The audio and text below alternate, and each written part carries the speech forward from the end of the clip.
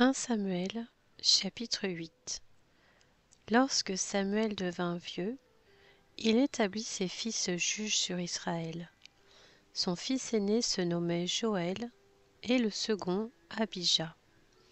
Ils étaient juges à Beer-shéba. Les fils de Samuel ne marchèrent pas sur ses traces. Ils se livraient à des profits malhonnêtes, acceptaient des cadeaux et tordaient le droit.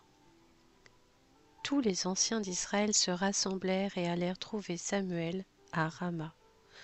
Ils lui dirent : « Te voilà vieux et tes fils ne marchent pas sur tes traces. Maintenant, établis sur nous un roi pour nous juger, comme on en trouve dans toutes les nations. » Cela déplut à Samuel qu'il dise : « Donne-nous un roi pour nous juger. » Et il pria l'Éternel. L'Éternel dit à Samuel : « Écoute le peuple dans tout ce qu'il te dira, car ce n'est pas toi qu'il rejette, c'est moi, afin que je ne règne plus sur eux. Ils agissent envers toi comme ils l'ont toujours fait depuis que je les ai fait sortir d'Égypte jusqu'à aujourd'hui. Ils m'ont abandonné pour servir d'autres dieux. Écoute-les donc, mais donne-leur des avertissements. Fais-leur connaître les droits du roi qui régnera sur eux. » Samuel rapporta toutes les paroles de l'Éternel au peuple qui lui demandait un roi. Il dit : « Voici quels seront les droits du roi qui régnera sur vous.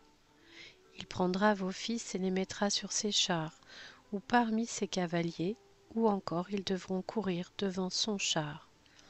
Il fera d'eux des chefs de milliers et des chefs de cinquantaines.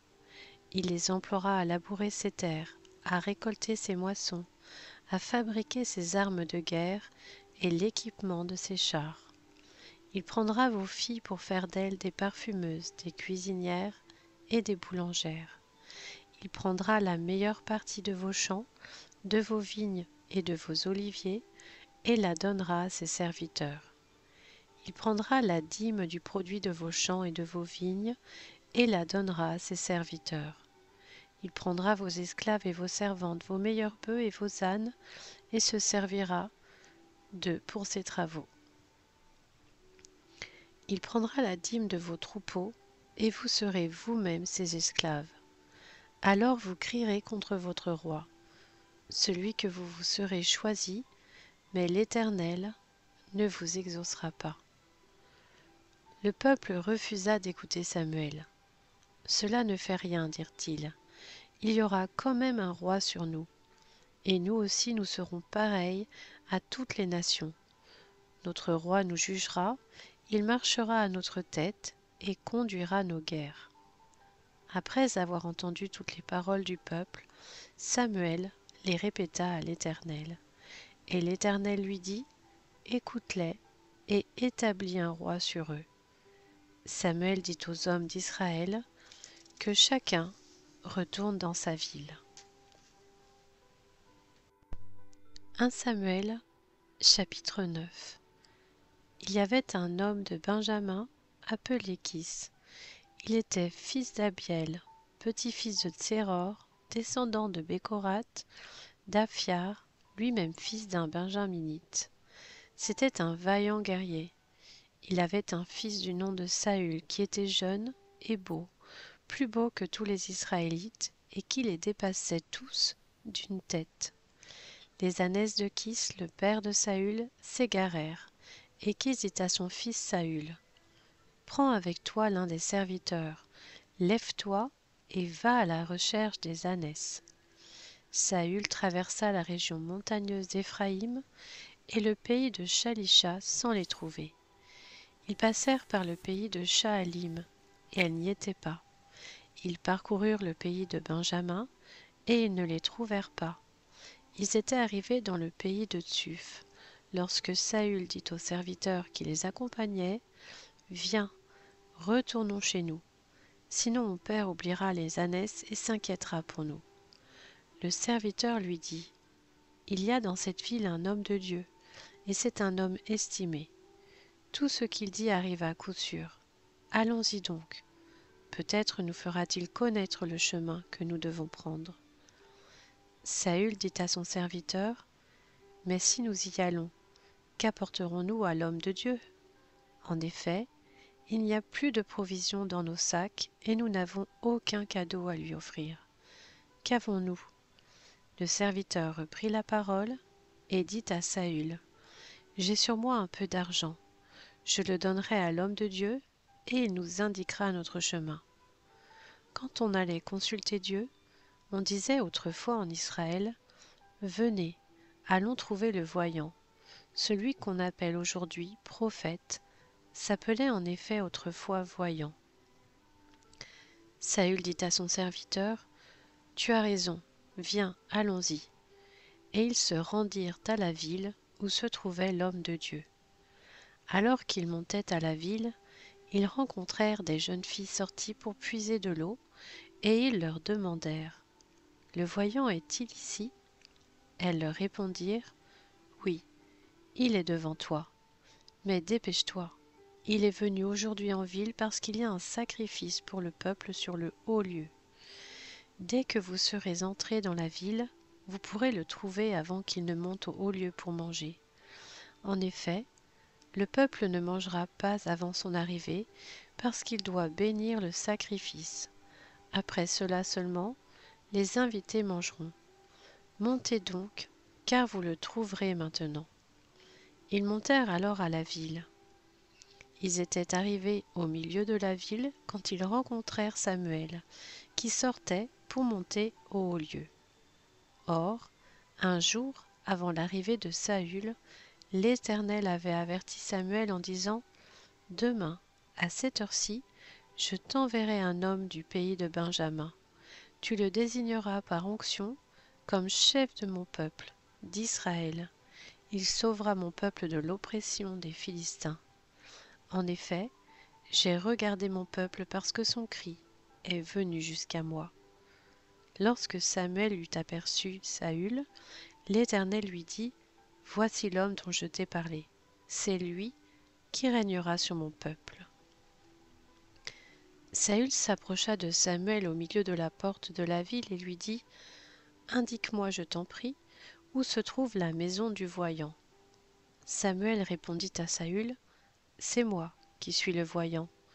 Monte devant moi au haut lieu, et vous mangerez aujourd'hui avec moi. Je te laisserai partir demain, après t'avoir donné réponse pour tout ce qui te préoccupe. Ne t'inquiète pas pour les ânesses que tu as perdues il y a 3 jours, car elles sont retrouvées. Et pour qui est réservé tout ce qu'il y a de précieux en Israël? N'est-ce pas pour toi et pour toute ta famille?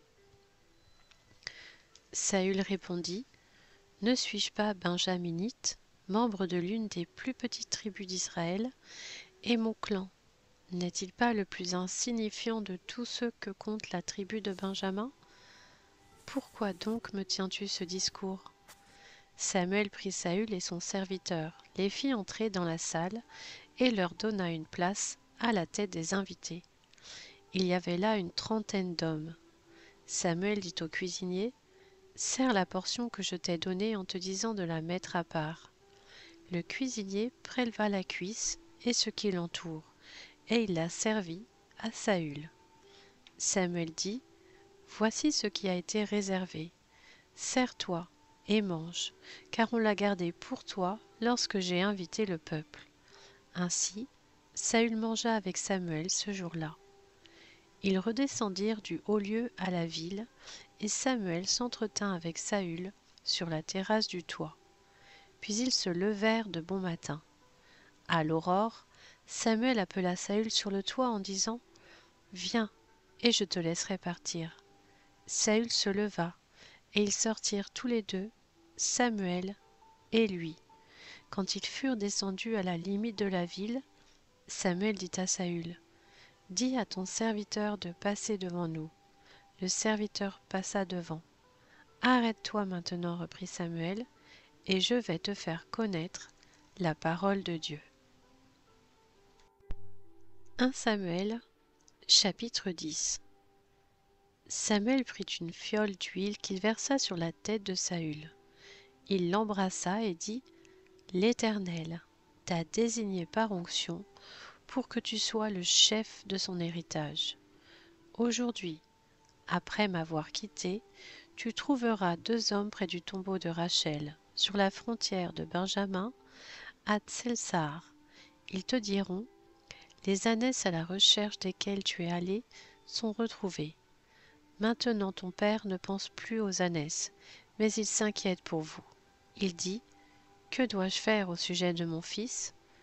De là, tu iras plus loin, et tu arriveras aux chênes de Tabor, où tu rencontreras 3 hommes en train de monter vers Dieu à Béthel. Ils portent l'un 3 chevreaux, l'autre 3 gâteaux de pain, et l'autre une outre de vin. Ils te demanderont comment tu vas, et te donneront 2 pains. Tu les accepteras de leur part. Après cela, tu arriveras à Gibéa Elohim, où se trouve une garnison de Philistins. En entrant dans la ville, tu rencontreras une troupe de prophètes qui descendent du haut lieu, précédés du luth, du tambourin, de la flûte et de la harpe, et qui prophétisent. L'Esprit de l'Éternel viendra sur toi. Tu prophétiseras avec eux, et tu deviendras un autre homme. Lorsque ces signes se seront réalisés pour toi, fais ce que tu trouveras à faire, car Dieu est avec toi. Puis, tu descendras avant moi à Gilgal. Je descendrai vers toi pour offrir des holocaustes et des sacrifices de communion. Tu attendras 7 jours jusqu'à ce que j'arrive vers toi et que je te dise ce que tu dois faire. Dès que Saül eut tourné le dos pour se séparer de Samuel, Dieu lui donna un autre cœur, et tous ces signes se réalisèrent le même jour. Lorsqu'ils arrivèrent à Gibéa, une troupe de prophètes vint à sa rencontre. L'Esprit de Dieu vint sur lui, et il prophétisa au milieu d'eux. Tous ceux qui l'avaient connu auparavant virent qu'il prophétisait avec les prophètes, et les membres du peuple se disaient l'un à l'autre: qu'est-il arrivé au fils de Kis? Saül est-il aussi parmi les prophètes? Quelqu'un de Gibéa ajouta: et qui est leur père? De là vient le proverbe: Saül est-il aussi parmi les prophètes? Lorsqu'il eut fini de prophétiser, Saül se rendit au haut lieu. Son oncle lui demanda, ainsi qu'à son serviteur: où êtes-vous allé? Saül répondit: à la recherche des ânesses, mais nous ne les avons pas aperçus, et nous sommes allés trouver Samuel. L'oncle de Saül reprit: raconte-moi donc ce que vous a dit Samuel. Saül répondit à son oncle: il nous a assuré que les ânesses étaient retrouvées. Il ne lui dit rien de la royauté dont avait parlé Samuel.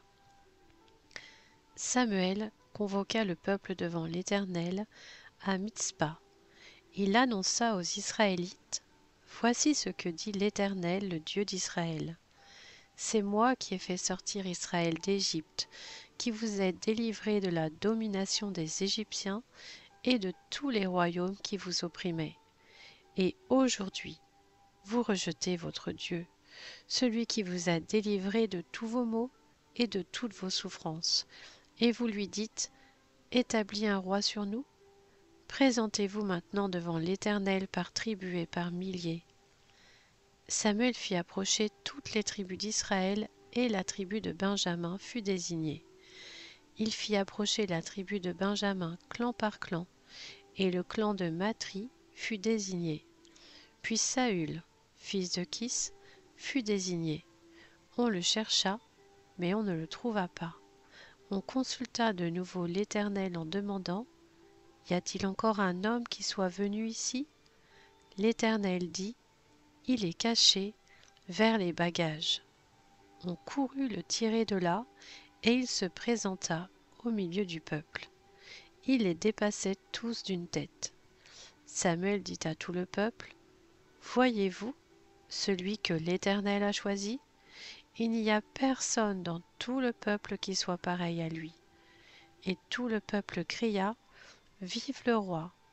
Samuel fit alors connaître au peuple le droit relatif à la royauté, et il écrivit dans un livre qu'il déposa devant l'Éternel. Puis il renvoya tout le peuple, chacun chez soi. Saül aussi alla chez lui à Gibéa, accompagné des hommes de valeur dont Dieu avait touché le cœur. Il y eut toutefois des vauriens qui dirent: Quoi? C'est celui-ci qui nous sauvera? Ils le méprisèrent et ne lui apportèrent aucun cadeau. Mais Saül n'y prêta pas attention.